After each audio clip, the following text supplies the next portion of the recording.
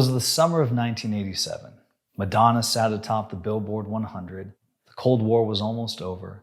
Ronald Reagan and Mikhail Gorbachev had shaken hands in Iceland. No one knew it yet, but the Soviet Union would collapse just a few years later. And almost every country in Africa had won its independence from colonial rule. And yet, in Cuito Cuanavale, a small, sleepy farming town in southern Angola, two armies converged. Well, I say two armies, but it was more like 9 or 10. Several factions of Angolan nationalists, Cuban, South African, and other soldiers from around Africa faced off in this small town. But there were only two sides, the one secretly supported by the United States and the one secretly supported by the Soviet Union.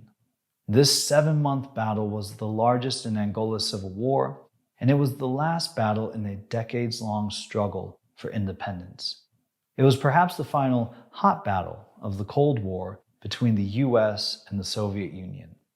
What can the Battle of Cuito Cuanavale teach us about the entangled histories of the Cold War and decolonization? Well, let's find out. Hi, I'm John Arthur, and this is Unit 8, Cold War and Decolonization, 1900 to Present. Two global struggles dominated the second half of the 20th century. One struggle was the clash between two alliances, one led by the United States and the other by the Soviet Union, in what is known as the Cold War. The other struggle was a conflict between the remaining global empires and their colonized peoples, who were fighting for independence. This is known as decolonization. These two struggles are often studied separately, but the Cold War and decolonization are best understood together. When the Second World War ended with an Allied victory, the world paused to take a deep breath.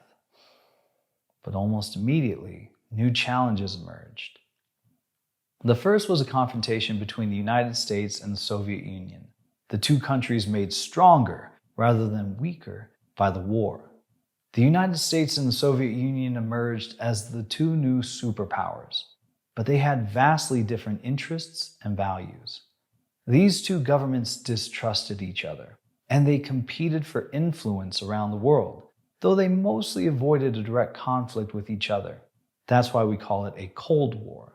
The Cold War was entangled with decolonization struggles. You see, after World War II, colonized peoples wondered why they shouldn't benefit from the struggle for freedom. After fighting to preserve the world from fascism, they demanded their own independent nation-states. These feelings drove a flood of anti-colonial movements that brought down weakened European empires. Dozens of new independent nation-states rose all around the world. The Cold War and decolonization were both continuations of some of the trends you saw at the end of Unit 7. And we can better understand the ways these two post-war struggles were entangled by looking at continuity and change through the course themes.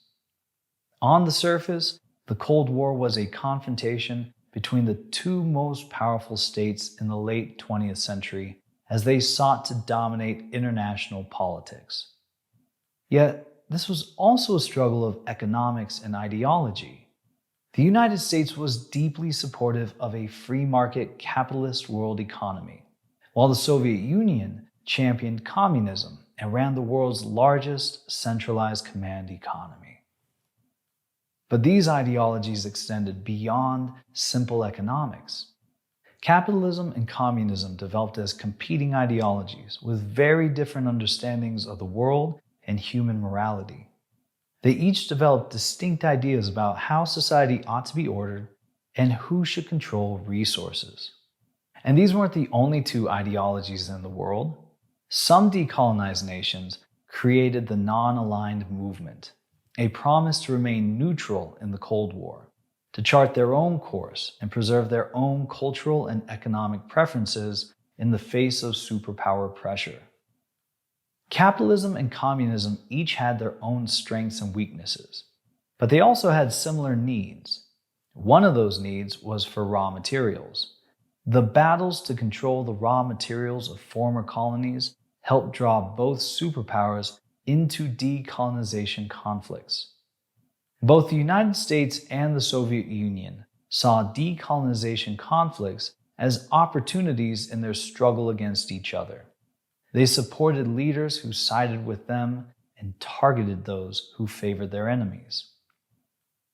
Nuclear weapons made direct conflict between the Soviets and Americans unimaginably risky, and so the two superpowers often engaged in proxy wars. In the Angolan Civil War, we can see one example of this strategy as the armies converged on Cuito Cuanavale in 1987.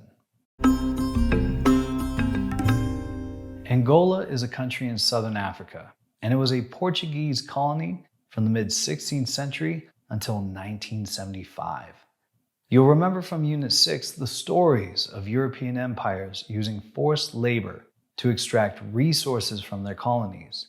The private companies that Portugal allowed to operate in Angola also used forced labor as they mined the land for oil, diamonds, and other resources.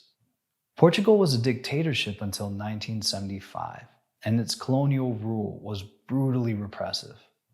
Nationalist resistance movements arose in Angola in the 1960s as people began demanding independence and an end to oppression. In 1975, the dictatorship was overthrown, and the new government announced their plans to withdraw from Angola.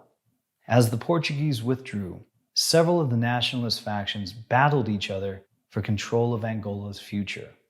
The socialist MPLA party prevailed and led the new government of Angola. They aligned themselves with the Soviet Union, who had helped fund the Angolan struggle against the Portuguese. In reply, the United States and its allies, including the government of South Africa, supported an Angolan rebel group called UNITA. Throughout the 1970s, the Angolan government was backed by Soviet advisors and volunteers from other communist countries such as Cuba. They battled UNITA and its supporters, particularly South Africa. In late 1987, Angolan government forces finally closed in on the UNITA strongholds in southern Angola. The South African military quickly sent aid to the UNITA forces trapped there. In response to that move, Cuba sent tens of thousands of volunteers to aid the Angolan government forces. As a result, the small town of Cuito Cuanavale turned into a massive battlefield as Cold War and decolonization conflicts collided. Throughout February and March 1988, Cuban and Angolan forces battled the UNITA rebels and troops from South Africa, eventually driving them off. Neither the United States nor the Soviet Union were directly involved. Instead, their conflict was fought through their allies and local forces. But this was definitely a Cold War confrontation between the capitalist and communist worlds. And it was also the last battle for the decolonization of Angola. The Battle of Cuito Cuanavale is only one example of the ways in which the Cold War and decolonization overlapped. In this unit, you'll encounter many more as the superpowers challenge each other for dominance and emerging nations struggle against the forces of colonialism.